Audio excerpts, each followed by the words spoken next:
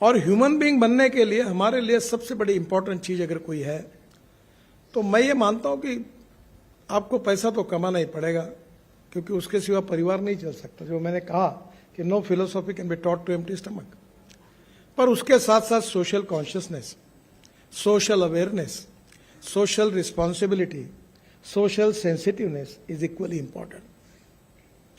और अगर ये हमारे बीच में नहीं होगा, एक साइड में हम बहुत विद्वान होंगे और बहुत धनवान होंगे, तो लोग आपके सामने नहीं बोलेंगे। और इसलिए मैंने कभी कभी, मुझे बहुत अच्छा जीवन में अनुभव आया कि मुंबई में काफी दिन रहा तो बड़े बड़े फिल्म स्टार अमिताभ बच्चन से लेकर अनेक तक, क्रिकेटियर्स सुनील गावस्कर लेकर सचिन तेंदुलकर, सब मेरे मित्र रहे।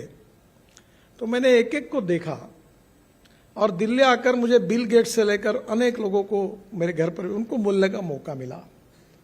तो मुझे एक मित्र ने, मुझे ये सब लोग बड़े ही लोग हैं, तो एक बार उसने मुझे पूछा कि तुम दिल्ली में रहते हो, रोज तुम्हारी नए नए लोगों से मुलाकात होती है, तुम्हारा क्या ऑब्जर्वेशन है?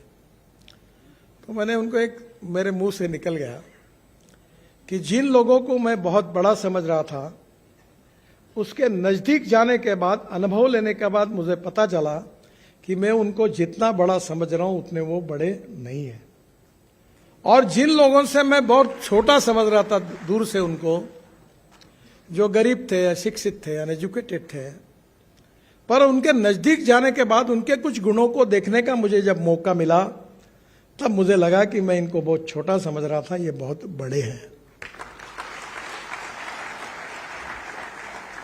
देखिए, no one is perfect and no one can claim that he is perfect. उत्तम, अधिक उत्तम, सर्वोत्तम, up to infinity. No one is perfect.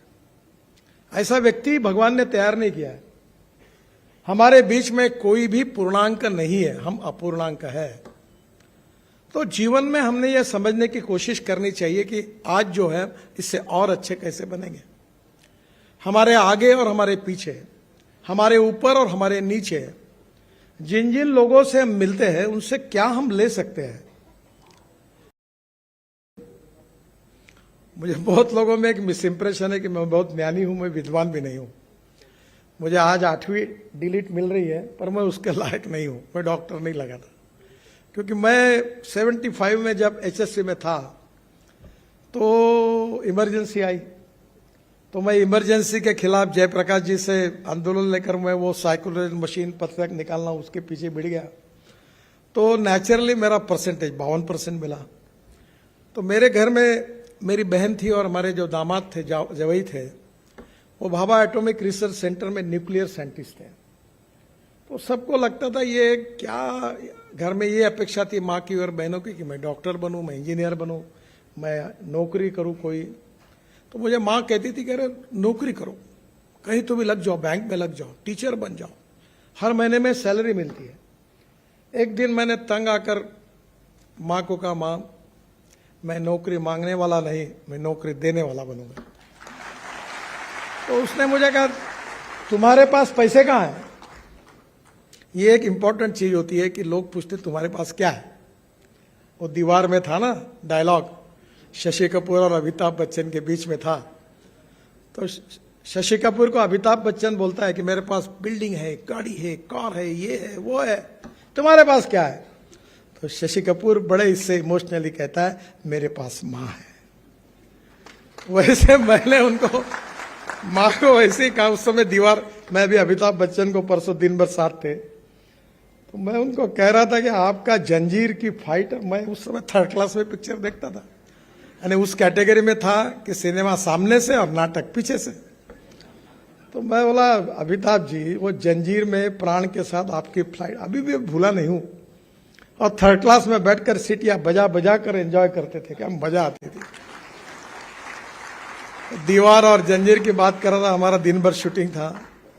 तो उन्होंने कहा नितिन जी, मेरी एक फिल्म अच्छी चल जाती है तो लोग 6 महीने याद रखते हैं, और गाने अच्छे होते हैं तो साल भर याद रखते हैं, पर हम मुंबई कर आपको जीवन भर याद रखेंगे, क्योंकि रोज घर से निकलते तो फ्लाईओवर के कारण, वर्ली बांद्रा के कारण, मुंबई पुणे एक्सप्रेस हमारे रोज समय बचता है, नहीं तो हमारी हालत खराब हो जाती थी। तो हम आपको जीवन भर याद रखते हैं। अब हमारी फिल्म में 1 साल ही याद रखते हैं। जब उन्होंने ये कहा तब मुझे लगा मैं तो भूल गया, वो पुरानी बात हो गई। क्योंकि हमारे यहाँ एक बहुत अच्छी बात है, मराठी में एक बहुत बड़े साहित्यिक थे शिवाजी सावंत, उनकी हिंदी में एक मृत्युंजय करके मराठी में किताब थी, बहुत सुंदर किताब है, बहुत सशक्त लेखक थे। और उसमें उन्होंने एक वाक्य लिखा था, वो महाभारत के इतिहास पर थी, महारथी कर्ण पर था किताब, हिंदी एडिशन है उसकी, बहुत सुंदर किताब है। उसमें उन्होंने एक बात लिखी थी कि विस्मृति ये भगवान ने व्यक्ति को दी हुई सबसे बड़ी देन है। जब मैंने उसको वो पढ़ा तो मुझे वो बात इतनी जज गई कि मैंने ये तय किया कि आप कोई काम करना है तो उसको भूल जाओ। और मेरी माँ अक्सर कहती थी कि अगर किसी के लिए कुछ मदद करना है तो मदद जिस क्षण में करते हो उस समय भूल जाओ, बताओ मत किसी को। तो मैं तो भूल गया हूं, पर अपना जो कार्य होता है वो लोग याद रखते हैं। आप आर्टिफिशियली कितना भी करो, कितने पोस्टर लगाओ, बैनर लगाओ, कुछ नहीं होता। If you deserve for it you will get it. अगर आप में क्षमता होगी तो निश्चित रूप से वो आपको मिलता ही है। अच्छा, मैंने ने आप तो साइंटिफिकली आर्किमिडीज ने भी कहा है कि पानी में कोई भी चीज डुबाओ, जितना वजन होगा उतना ही पानी ऊपर आएगा। तो तुम अगर जेब में कोई वजन लेके बैठोगे तो शायद वजन थोड़ा ऊपर हो जाएगा, पर नियम यही है कि if you deserve for it you will get it. तो दौड़ो मत किसी के पीछे। Respect should not be demanded, it should be commanded. If you deserve for it you will get it, आपको मिलेगा। पीछे मत लगो किसी को। और इसलिए आपका जीवन जो है, हमारे प्रधानमंत्री जी ने कहा है कि आत्मनिर्भर भारत, $5 ट्रिलियन इकोनॉमी, वर्ल्ड की तीसरी बड़ी अर्थव्यवस्था, ये किसके भरोसे होगा? ये आपके भरोसे होगा। और ये आपको बनाने का है। और इसमें सबसे इंपॉर्टेंट कुछ है तो टेक्नोलॉजी, इनोवेशन, रिसर्च, साइंस, ये इंपॉर्टेंट है। और आपको मैं बताता हूं कि हमारे यहां स्टार्टअप आ रहे हैं, नए नए लोग आ रहे, इतने प्रयोग। मैं ऑटोमोबाइल सेक्टर में उसका मंत्री हूं। मैंने अभी मर्सिडीज की एक कार लॉन्च की, इलेक्ट्रिक की। तो जर्मनी से जो चेयरमैन आए थे मुझे बता रहे थे कि इसके बाद हम केवल इलेक्ट्रिक गाड़ी बनाएंगे। अब एलएनजी का एक ट्रक मैंने चाकण में ब्लू एनर्जी का ये किया, जो एक समय 1600 किलोमीटर चलता है, डीजल की तुलना में 50 मीटर कॉस्ट बच जाती है। आज जब मैं इलेक्ट्रिक गाड़ी की बात करता था, इलेक्ट्रिक स्कूटर की, कार की, बस की, तो लोग मुझे सवाल पूछते थे कि रास्ते में बंद होगी तो क्या होगा। दुनिया भर के सवाल पूछते थे पत्रकार। अब कोई नहीं पूछता। अब इलेक्ट्रिक बसेस आ गई। 5 साल के अंदर इस देश में पूरी इलेक्ट्रिक बसेस बन जाएगी, इलेक्ट्रिक कार आएगी। अब मेरे पास 3 कार है, इलेक्ट्रिक कार है, 100% इथेनॉल पर चलने वाली वर्ल्ड की पहली टोयोटा की इनोवा है, जो यूरो 6 के इमिशन नॉर्म्स को पूरी करती है। अगर पेट्रोल की तुलना में अगर उसका हिसाब लगाएंगे तो गाड़ी बिजली भी तैयार करती है, तो 25 रुपए लीटर पेट्रोल का भाव आता है। बहुत सुंदर है। हाइड्रोजन की कार है। मैं इसलिए हाइड्रोजन की कार मैंने लाई, उसका नाम है मिराई। उसकी एक कहानी है। मैं जब ये टीवी इंटरव्यू में, आजकल मैं तो नहीं सुनता मेरे इंटरव्यू, पर मुझे यूट्यूब से 2.5 से 3 लाख रुपए महीना मिलता है। इसका मतलब लोग बहुत सुनते हैं। तो मेरे पत्नी ने एक बार खाना खाते हुए मुझे कहा कि आप बोल रहे हो कि पानी से हाइड्रोजन निकलेगा और हाइड्रोजन से गाड़ी चलेगी, तुम्हारे ऊपर मेरा ही तो विश्वास नहीं बैठता, तो लोगों का क्या बैठने वाला है? तब मेरे ध्यान में आया कि मेरे बीच में, मेरे और लोगों के बीच में बहुत बड़ा अंतर है। तब मैंने विक्रम किर्लोस्कर, जो टोयोटा इंडिया के चेयरमैन थे, उनको फोन किया, विक्रम मुझे हाइड्रोजन की कार चाहिए। बोले, वो बताने लगा, बोला I don't know reasoning, I like people who can get the things done. क्या प्रॉब्लम है वो तुम्हारे है? नहीं, वो ऐसा है। देखो एक बात याद रखो, I always telling to people, there are some people who convert problems into opportunities and there are some people who convert opportunities into the problems. मुझे मालूम नहीं, मुझे कार चाहिए। तो उसने मुझे कार लाके दी, उसका नाम है मिराई। मिराई यानी जापानी वर्ड है, उसका अर्थ होता है फ्यूचर। मैं जो आपको अपील करने वाला हूं वो फ्यूचर जो है, इसका मतलब hydrogen is a fuel for future. The futuristic vision, futuristic technology and a futuristic planning is very, very important. You can donate eye, but you cannot donate vision. Lack of vision is a problem. और उसमें काम करने के लिए strong political will, decision making capacity, team work, अगर ये तीन छोटी छोटी बातें आपके पास होगी तो यू कैन मेक मिरेकल्स। और हमारे देश में आज वर्ल्ड की सबसे ज्यादा इंजीनियरिंग ट्रेन मैन पावर अगर वर्ल्ड में किसी देश में है तो वह हिंदुस्तान है। पर मैं आपको एक ही अनुरोध करूंगा कि हमारे देश में जो ग्रोथ होती है वो 22 to 24% फ्रॉम मैन्युफैक्चरिंग सेक्टर, 54 से 56% from service sector and 12% from agriculture and allied sectors. मैं आपको अनुरोध करूंगा कि गांव, गरीब, मजदूर और किसान, जल, जमीन, जंगल और जानवर, इस पर आधारित टेक्नोलॉजी को डेवलप करो। चलो गांव की ओर।